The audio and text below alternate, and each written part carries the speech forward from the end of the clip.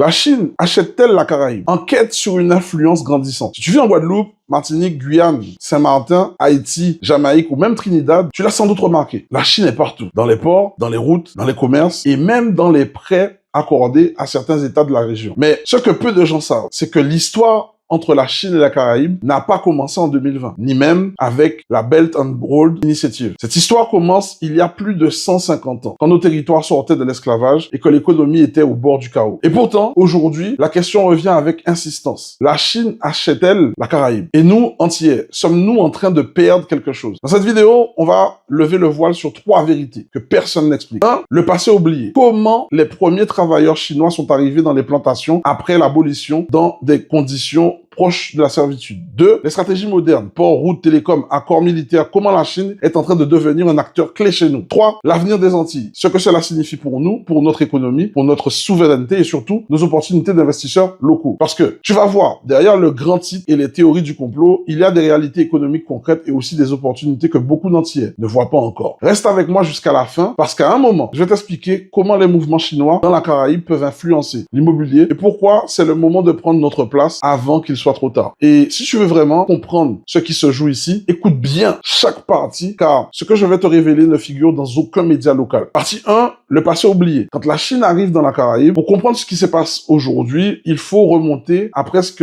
170 ans en arrière. Nous sommes dans la seconde moitié du 19e siècle, l'esclavage vient d'être aboli, les plantations de canne en Guadeloupe, Martinique, Guyane, Trinidad, Suriname et Cuba sont au bord de l'effondrement, plus de main-d'œuvre, plus de bras pour couper la canne, plus de travailleurs pour sauver l'économie post-esclavagiste. C'est là qu'apparaissent les premiers travailleurs chinois sous contrat. Des milliers d'entre eux viennent des provinces d'Asie du Sud-Est, attirés par des promesses de travail, qui se transforment rapidement en conditions proches de la servitude. Ils arrivent en Martinique, en Guadeloupe, entre 1853 et 1885. Au Suriname, ils deviennent l'une des principales communautés importées après l'abolition. À Trinidad et à Cuba, ils participent à la reconstruction économique post-esclavagiste. Pourquoi c'est important de le comprendre? Parce qu'à cette époque-là, déjà, la Chine ne rachète rien. Elle exporte de la main-d'œuvre pour survivre économiquement. Mais ce premier contact crée 2 choses essentielles. La première, une présence culturelle discrète mais durable. Cuisine, commerce, artisanat. Dans certains pays comme le Suriname ou Trinité, les familles sino-caribéennes deviendront des acteurs clés du commerce local. Deuxièmement, le début d'un cycle. Quand la Caraïbe manque d'un acteur économique, la Chine entre dans la place. Et c'est exactement ce qui va se reproduire, mais dans une version beaucoup plus puissante au 21e siècle. Aujourd'hui, la Chine ne vient plus avec des travailleurs sous contrat. Elle vient avec de l'argent, des infrastructures, du commerce stratégique et des prêts. Mais pourquoi maintenant? Et surtout, quel est leurs objectifs réels? Et c'est ce qu'on va voir dans la partie suivante. Partie 2, l'influence moderne. Port, prêts, routes, télécom. La nouvelle stratégie chinoise dans la Caraïbe. Si la présence chinoise du 19e siècle était discrète et laborieuse, celle du 21e siècle est massive, stratégique et assumée. On ne parle plus de travailleurs sous contrat, on parle de bâtisseurs, de banquiers, de diplomates, d'entreprises géantes qui arrivent avec des milliards. La Chine ne vient plus pour aider, elle vient pour s'implanter. Et tu vas voir, ces mouvements ne sont jamais un hasard. En un, port et infrastructure. Le cheval de Troie moderne dans presque toute la Caraïbe. On trouve des projets signés ou financés par la Chine. Le port de Kingston, Jamaïque, modernisé par China Harbour Engineering. Le port de Freeport, Bahamas. Des routes, ponts, stades, hôtels, réseaux autoroutiers, des zones industrielles au Guyana et au Suriname. Pourquoi les ports? Parce que le contrôle des routes maritimes, c'est le contrôle du commerce. Or, la Caraïbe est un carrefour géostratégique mondial. Trafic maritime US, Amérique latine, accès au canal de Panama, routes pétrolières, flux logistiques mondiaux. Tu comprends maintenant pourquoi Pékin s'y intéresse autant. 2. La diplomatie du portefeuille. Prêts, aides, accords. Beaucoup de pays caribéens vivent avec des dettes lourdes, un accès difficile au financement occidental, une économie fragile, un besoin urgent d'infrastructures. La Chine arrive et dit: on vous prête ce que les États-Unis et l'Europe ne vous donnent pas. On construit ce que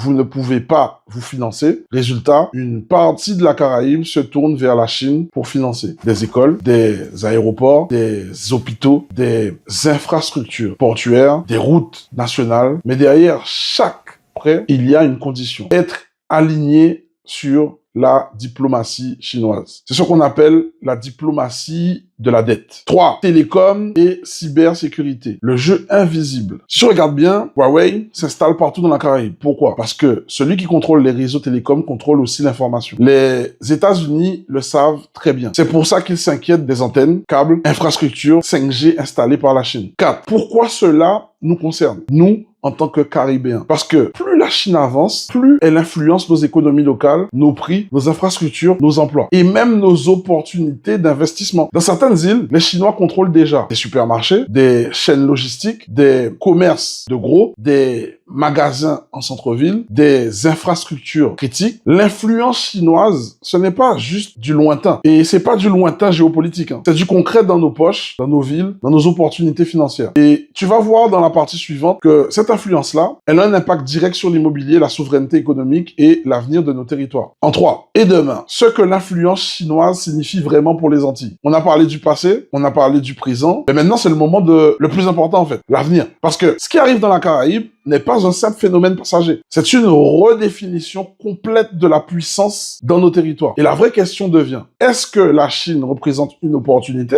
ou un danger? Et cette réponse, tu comprendras qu'elle n'est jamais simple. Mais elle devient très claire quand on analyse ce qui se passe actuellement. 1. Opportunité ou dépendance. Les deux chemins possibles. La Chine peut être une chance si on comprend les règles du jeu. Pourquoi? Parce que elle apporte du financement, elle apporte des infrastructures modernes, elle apporte des prix compétitifs, elle apporte des projets qui auraient pris 20 ans à sortir avec l'Europe ou les États-Unis. Mais elle peut aussi créer de la dépendance, car les prêts chinois ne viennent jamais seuls. Ils viennent avec des contrats avantageux pour les entreprises chinoises, des clauses de remboursement strictes, des privilèges d'exploitation, une influence politique grandissante. Les pays qui n'ont pas anticipé ces règles se retrouvent coincés. Et certains États caribéens sont déjà dans des situations compliquées. 2. Ce que ça signifie pour nos économies locales. L'arrivée massive de capitaux chinois transforme nos ports, nos commerces, nos réseaux télécoms, nos infrastructures, mais cela transforme aussi nos opportunités économiques. Car la Chine n'investit jamais dans un endroit sans penser quelle sera la valeur économique de ce territoire dans 10, 20 ou 30 ans. Et ça doit nous inspirer. Ça doit nous inspirer à faire grand. Elle voit ce que beaucoup d'Antillais ne voient plus. Une zone stratégique mondiale. J'ai toujours dit que les Antilles, c'est le centre du monde. Un carrefour commercial, une région jeune, une diaspora mondiale, un potentiel touristique et logistique et non. Ce que nous considérons comme petit territoire, d'autres pays le voient comme des portes d'entrée économiques majeures. 3. Et nous, Antillais, quelle est notre place dans tout ça? C'est ici que ça devient crucial. Parce que la véritable question n'est pas la Chine achète-t-elle la Caraïbe? La vraie question c'est, est-ce que nous, Antillais, allons laisser d'autres acheter ce qui aurait pu être notre patrimoine? Et là, il faut être clair. Les Chinois investissent agressivement dans les infrastructures. Les Américains tentent de garder leur influence. Les Européens cherchent à protéger leur zone d'intérêt. Mais qui investit pour préserver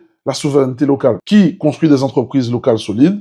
Qui se positionne dans l'immobilier, le commerce, les services? Très souvent, pas assez d'entiers. Et c'est pour ça que comprendre cette influence n'est pas un exercice théorique. C'est un appel au réveil économique. Parce que si la Caraïbe attire les puissances étrangères, c'est que la Caraïbe, elle a de la valeur. Et si elle a de la valeur, alors nous, peuple de ces territoires, devons prendre notre part du gâteau. Et tu vas voir dans la conclusion, je vais t'expliquer comment ce contexte international crée des opportunités d'investissement, notamment immobilières, que peu de gens perçoivent encore jusqu'ici. Donc, les véritables enjeux et opportunités que trop peu d'Antillais voient. Après tout ce qu'on vient de voir, une chose devient évidente. La Caraïbe attire les puissances parce qu'elle a de la valeur. Pas demain, pas dans 20 ans, mais elle a de la valeur aujourd'hui. Les routes maritimes, la position stratégique, le tourisme, les ressources, la jeunesse, la culture, la diaspora, et bien tout ça, ça fait de nous une région qui, même si elle semble isolée, est en réalité au cœur des intérêts mondiaux. Et c'est là que tu dois retenir une vérité essentielle. Si nous n'investissons pas chez nous, d'autres le feront à notre place. La Chine l'a compris, les États-Unis aussi, l'Europe également. Et toi, entier, caribéen, guadeloupéen, martiniquais, guyanais, est-ce que tu vas rester spectateur de ce spectacle? Parce que l'enjeu dépasse la géopolitique là. L'enjeu, c'est notre souveraineté économique, notre capacité à créer nos propres entreprises, nos propres infrastructures, nos propres richesses, nos propres opportunités, pendant que certains voient la Chine comme une menace. D'autres comprennent qu'elle agit ainsi parce qu'elle sait que le futur de la Caraïbe vaut très cher. Et tu sais où ce futur il se joue? Dans l'immobilier, dans les infrastructures privées, dans les logements, dans les services locaux, dans la valeur foncière, dans l'innovation. Grâce à mon parcours et à mon expérience, moi, William Sidesius, né en Guadeloupe, hein. Alors, je suis pas né en Guadeloupe, je suis né en France, mais Guadeloupéen de souche, élevé dans cette réalité, en ayant bâti ma richesse dans l'immobilier, je peux te le dire clairement. Il n'y a jamais eu un moment aussi stratégique que pour investir dans nos territoires. Parce que quand les grandes puissances commencent à acheter autour de toi, c'est que la valeur est sur le point d'exploser. Et si tu attends trop longtemps, la montée des prix va te dépasser. Alors aujourd'hui, je ne te demande pas juste de comprendre, je te demande de passer à l'action. Si tu veux savoir par où commencer, comment investir, même avec un petit budget, comment rendre ta situation bankable, comment éviter les pièges, comment profiter de cette vague de transformation qui est en train de s'opérer au sein de la Caraïbe, rejoins mon challenge immobilier. Le lien est juste en dessous dans la description. Ce challenge n'est pas là pour te vendre un rêve. Il est là pour te donner des armes que personne ne nous a apprises jusqu'à aujourd'hui, même pas l'école. Les armes dont on a besoin pour que la richesse de la Caraïbe reste entre les mains de ses enfants. Parce que l'avenir appartient à ceux qui s'y préparent. Et ceux qui s'y préparent maintenant seront les leaders économiques des 10 prochaines années. Donc là, mon message, il est puissant, il n'est pas comme d'habitude. J'espère que tu vas t'arrêter, tu vas écouter cette vidéo, tu vas la partager à des proches parce que on peut pas laisser ça passer. C'était Will, du mouvement en âge, ensemble nous plus fort.